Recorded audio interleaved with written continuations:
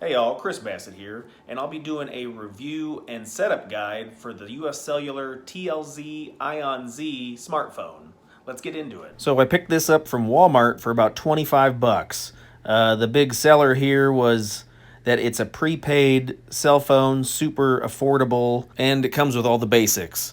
5.5-inch HD widescreen, 32 gigabytes. It's got a main camera, optional capture card, and decent battery life. So upon opening the box, you've got a couple of guides that can help set up the phone. You have the wall charger, the micro USB data cable, and there's the battery. The phone also came in its own protective case.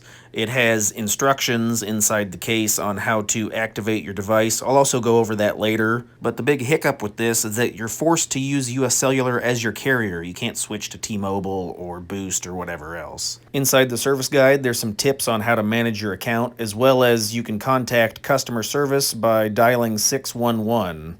So the phone does feel incredibly light. It's almost completely built out of plastic, so I definitely put some form of a protector on it so you don't accidentally break it. So just reviewing the guide about the keys and connections, you do have a 3.5 millimeter jack connection, the front camera, there's a volume button, as well as the charge port, and then on the reverse side, you have the rear camera and LED light. So let's get started. We have to remove the cover and then install the battery. Also, this phone comes with a SIM card installed and an optional spot for an SD card. Alright, so here's the phone. I like to remove the plastic film, just pull that off, and then we're going to install the battery. So there is a small groove, like a fingernail groove, around the edge. So you just want to locate that groove. Here, let me get a better close-up of it so you can kind of see where it's at. It's on the bottom right-hand corner if you are looking at the screen. So you'll want to very gently pry the screen away from the plastic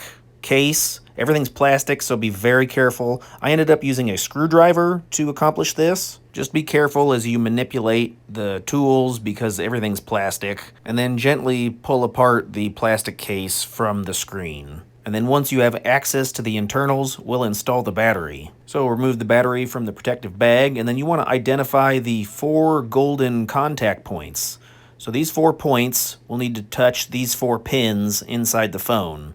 So place the label down, connect the pins, push forward and down gently. It should snap into place. If you ever wanted to remove or replace the battery, that option's available. There's just a thumb tab you can pull up and out. You also need to remove the battery if you wanted to replace the SIM card or install a micro SD card. With the battery installed, go ahead and snap the phone back together. Make sure you line up the camera and then push down on the corners. It should click into place. You can then turn your phone on by pressing and holding the power lock button. However, the battery is only partially charged, so I highly recommend you charge your phone to full because when it does turn on, it'll go through all sorts of updates. The micro connector is located on the bottom of the phone in the center, and it has a unique U shape that distinctly fits the micro connection. It can only be plugged in one way, so make sure you're not trying to force it, you'll break something. Once connected, you can attach the adapter to a 110 outlet and then charge your phone. The screen should power on and indicate that the battery is charging. So with the phone at 100%, go ahead and press the power button, which is located on the right-hand side just below the volume button,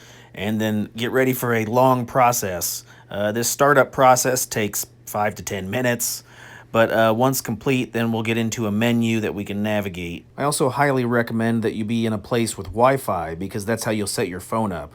We'll connect the phone to the Wi-Fi network that's close by. I'm doing this from home, but any secure connection would work, such as a coffee shop that is trusted or your public library. After you choose the network and enter the password, you should be connected. You'll then get a notification that says getting your phone ready, so it'll be doing updates. So as I said before, this device is locked to UScelluar as a carrier. At this point, it asks you if you want to copy your data and apps, which would basically allow you to transfer the brain of one phone into this new phone. You just connect it with a cable, and then it will basically transfer all the stored data, information, everything from your previous phone to this new phone. There's also a don't copy option, which you can use if you just want to use this as a new phone. Next, it'll ask you to sign into Google. If you wanted to use your previous Google account, you can do so. If not, you can skip this step and be anonymous. It'll then ask you to set up a PIN.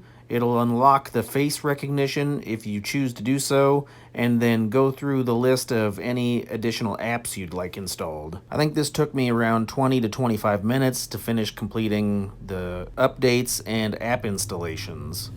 Before I forget, if you're wanting to turn the phone off, hold the power lock button and the volume up button simultaneously. You'll then get a notification. The red button in the upper left-hand corner will turn the phone off. So either from your home screen or your app screen, you'll want to locate the Google Chrome icon. This is your internet browser. Tap the search bar to bring up the keyboard, and then you can enter information. So let's go ahead and activate your phone service from prepaid UScellular.com/activate. If you want to send and receive phone calls and text messages, you'll need a service plan.